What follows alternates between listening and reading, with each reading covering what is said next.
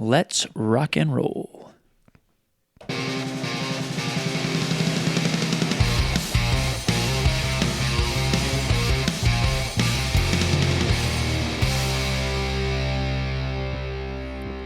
Hello and welcome into the Section 109 Padcast. It's a padcast, Matthew. Podcast. We are here from Studio Breezy. I am joined by Matthew, Sir Mix-a-Lot, Babo Juan Sticker here. I held it close to the camera. Hopefully everybody could see it. And we're here to talk about the Juan Hernandez Testimonial. Matthew, I can tell you I have nothing but good vibes and happiness. How are you feeling? Really good. I mean, like, the soccer game that actually happened did not really matter at all. What are you doing? Okay, nerd. The soccer game didn't matter, which is almost like refreshing to have a game that, you know, didn't really matter. We saw some good stuff in terms of the attacking play. Obviously, the quality of the opponent in Pumas was not exactly up to. Is it Pumas or Pumas? It's probably just Pumas. It was not up to like or the Pumas. League, not up to like the league standard or anything. What we're kind of accustomed to seeing. I don't know. You told me during the game you thought this was as good as some of the NISA teams we played. Well, that's because I was having some fun with them, and honestly, they weren't bad. Yeah, but they just weren't great. They also were trying to play and not trying to, like, you know, put 11 behind the ball and bunker like a lot of times we see. So like, it made it for a more enjoyable game for sure. And you know, aside from the honoring Juan portion, the most important part of this game for the men's first team component is that we saw a lot of players get to play minutes, especially players that have not to date had a lot of time on the field. Yeah, it's very good. It's very good to get guys like Jonathan Burke and Sebastian Capelzucci and Jung-Woo So a little bit less because he had all those games at the beginning of the year, but Fabian got some significant minutes there at the end. Hugo got some significant minutes. But I mean, both Fabian and Hugo went 45.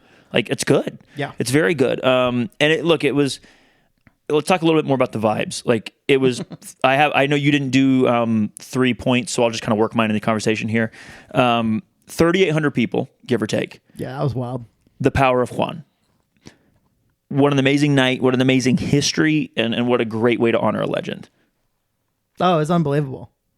I mean, like, you know, that game doesn't show up on FOTMob. That game doesn't show up if you Google it, or if you Google Chattanooga FC.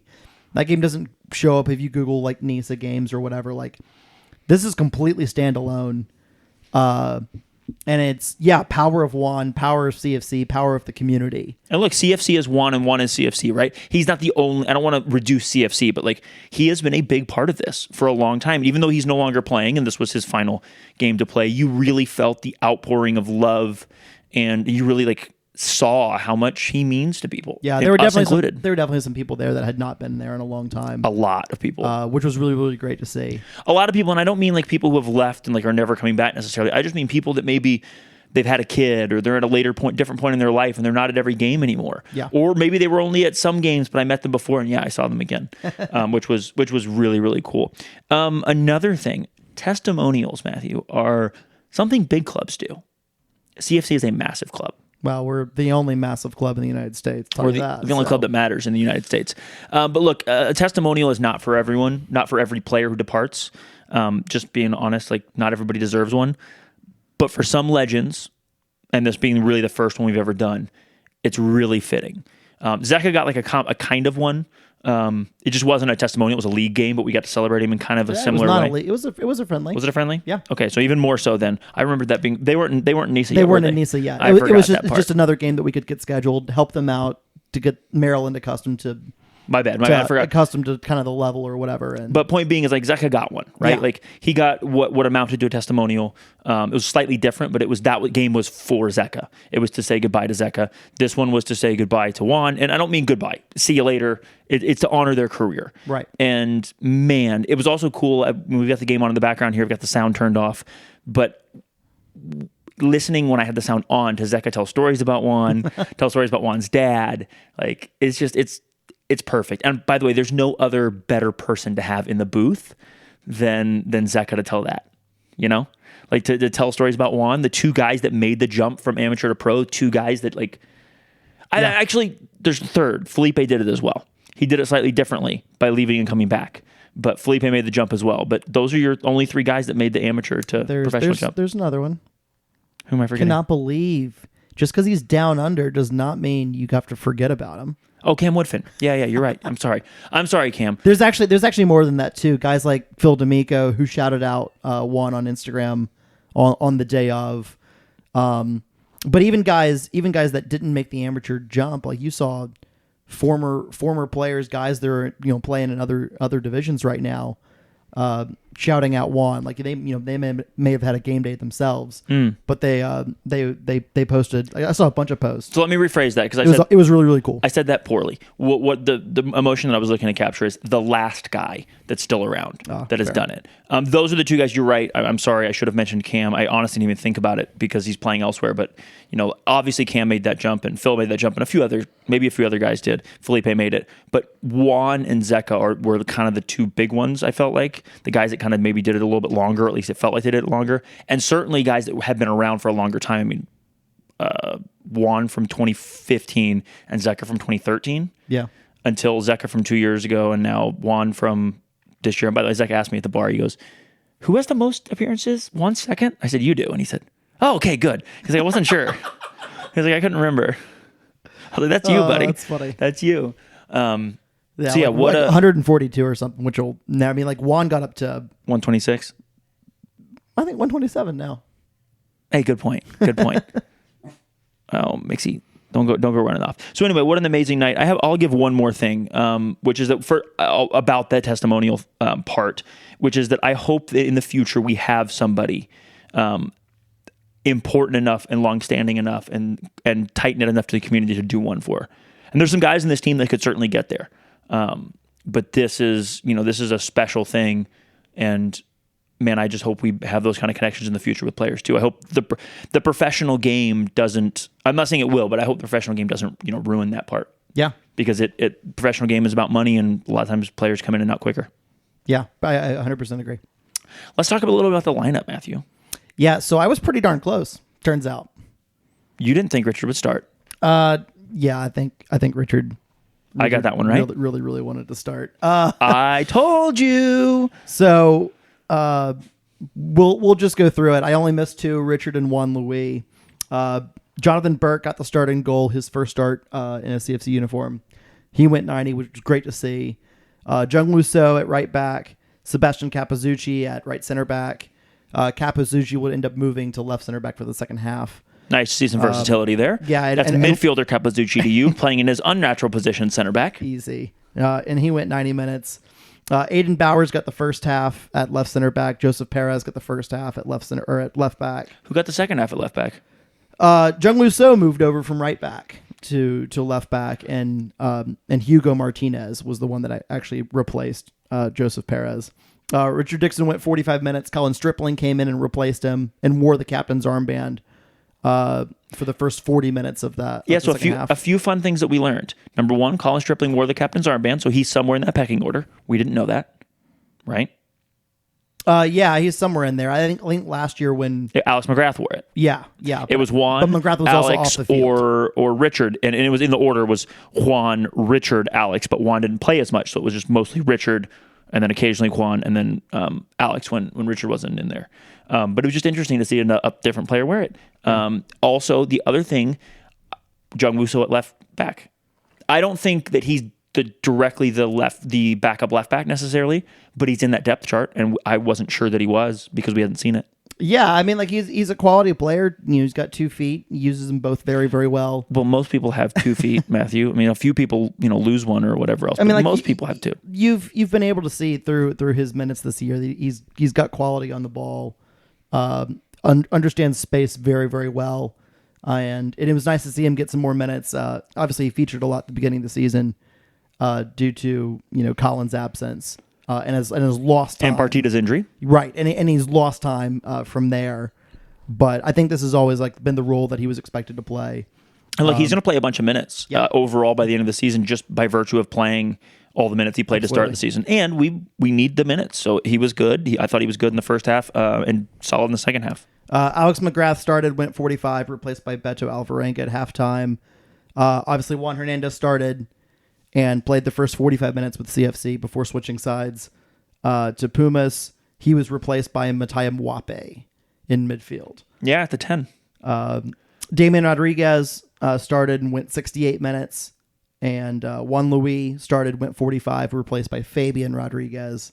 Little Rodriguez brothers on each wing. It was nice to see them play together. That's happened before, but it's still fun to see. It doesn't happen often enough for it not to still be fun. You know, like it's still just a little bit novel. And then our hat trick hero of the night, Lenny Lopez, played 64 minutes. Was replaced by Marcus Nagelsstad for the final 26. That was good shit. And Marcus still managed to get himself 2 goals. Yeah, I kind of sort of mentioned Jungwoo So went 81 minutes. He was replaced by like a 17-year-old whose name I'm not going to say because like they're kids. And no one would tell us before the game. So once we finally found out, we were just like, I'm sure there's like privacy issues and whatever else, but who knows? There were two children who played. Yeah, there was the Damien's replacement was also a child, the kid with the fro. So the kid with the kid with the fro, incredibly well. Who we were calling Fancy Feet in the section because we didn't know his name, and so if he scored or he did something, we were going to call him Chant Fancy Feet. He is an 07, I found out. No, sorry, he's an 06. Excuse me. He's an 06, meaning he was born in 06. He plays with the 06s. And he has been practicing with CFC a little bit, as has the other kid who was an 07 that played left back. And both of them have been practicing some with CFC. They are potential academy partnership signings if they were to choose to take a gap year and want to play with us. So the kid that played left back is like a rising junior or maybe even a rising senior, but I think he might be a rising junior or some shit, which is wild. The kid that came in for Damien with the great hair, who was electric, he just graduated. So we could, if he chooses, depending on what he wants to do, and I'm not saying the offer's out there, but I asked Rod about him after the game, and he said, look, we're looking at these type of guys. That's the reason we have them in, and we want them to know what we're about, and I'm paraphrasing some of what he said, but we want them to know and we want to see what they've got, and then we want to see, if they want to play with us as an academy signing, can they? Can they contribute as Fabian and Damien did before, and Fabian and Hugo have a little bit here, and as Giuseppe last year, and who am I forgetting? There's one more. Michael Beretta, thank you. Also, like contributed. Like, whoever it's going to be, can they contribute? Yeah. So that's the reason they've got him in practice a little bit more these couple weeks. And God, we need bodies for these games. So yeah, exactly. This Apothesis or whatever their name is that's coming up, we will see more of those young players probably. There was 4 of them on the roster, but only 2 of them featured. But I think it's very interesting that a 16-year-old, and look, the kid that's from 06 can only be as old as 7. He is 17, but 17 is the oldest he can be in the year of 2023. That's just too much math for me. Which is wild. The 07 is 16 this year at the oldest. He might still be 15. Crazy. It's wild, and it's good, and it was fun, and I would like that kid to play more with the crazy hair because first of all, his hair was awesome. Second of all, sign him on the hair alone. Second, honestly. thank you. But if you sign him, you got to say no cutting the hair because the vibes are too good with that hair. Put that in the contract. It's like Juan's original hair. Like Summer, I'm still mad at you for making him cut his hair. Second of all, like I just want to see young players get minutes, and seeing young talented players out there playing for us is wonderful and good, and I hope to see more video of them playing and playing well on Thursday. Let's talk about the goals real quick here. Let's do it. So we had 2 goals in the first half. I haven't even rewatched some of these, by the way. Both from Lenny Lopez.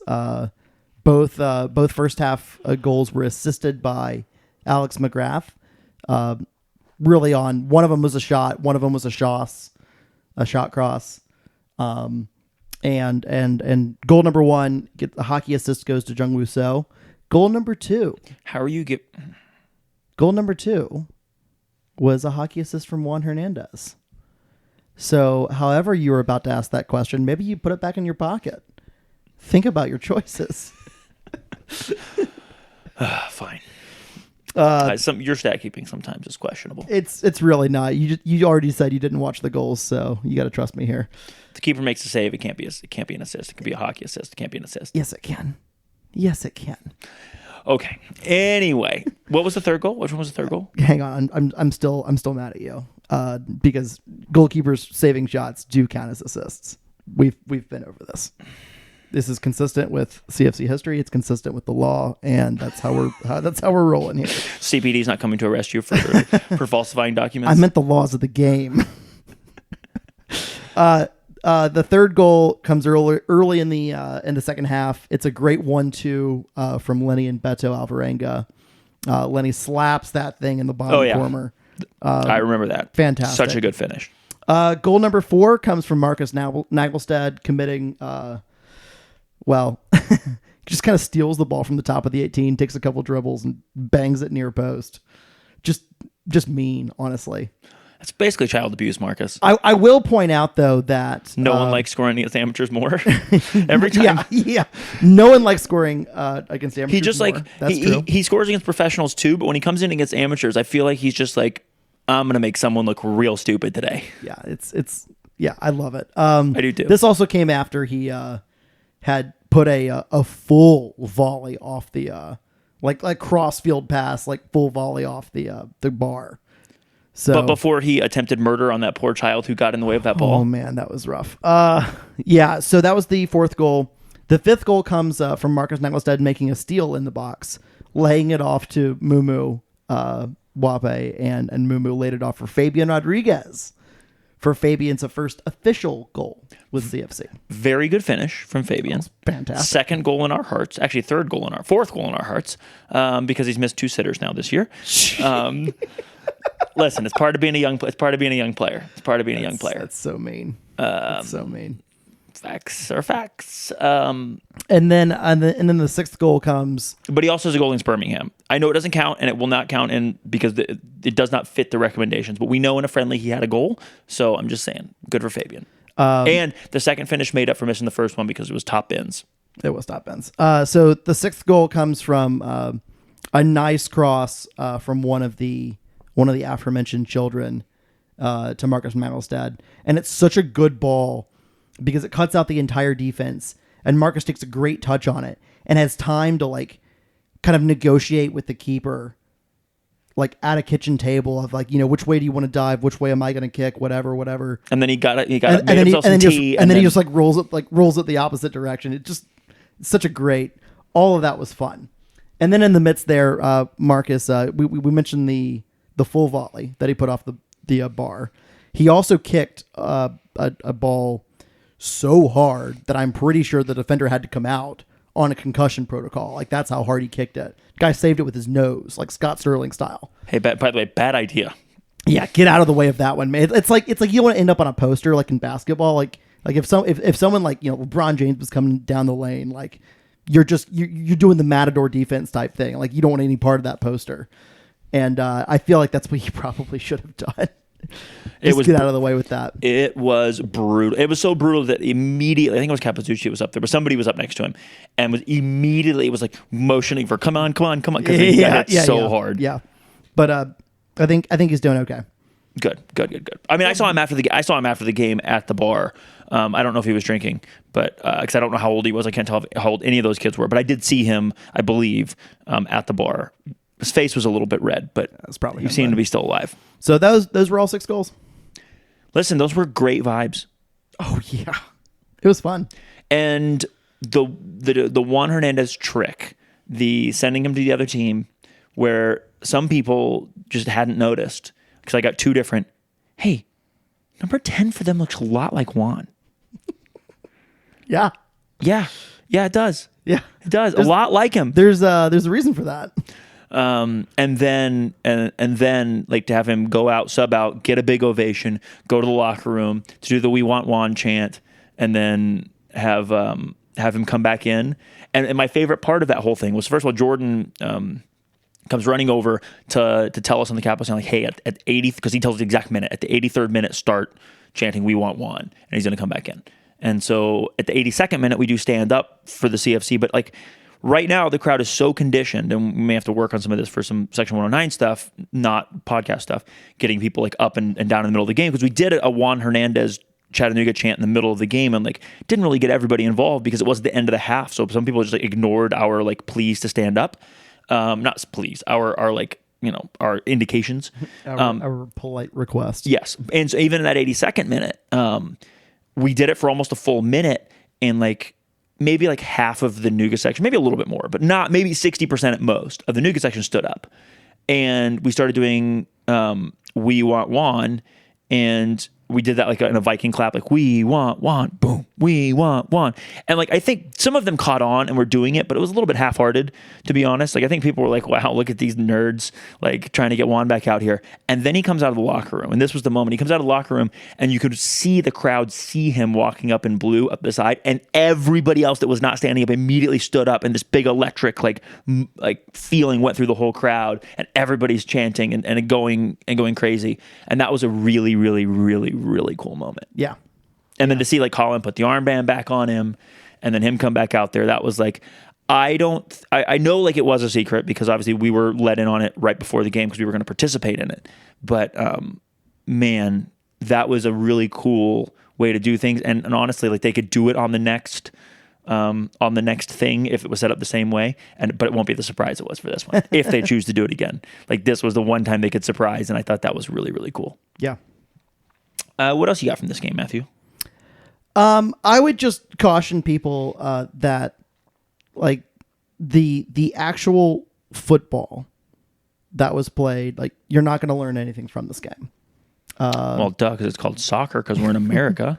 You're not going to learn, like are players taking a step forward? Is the tactics taking a step forward? There's none of that in this game.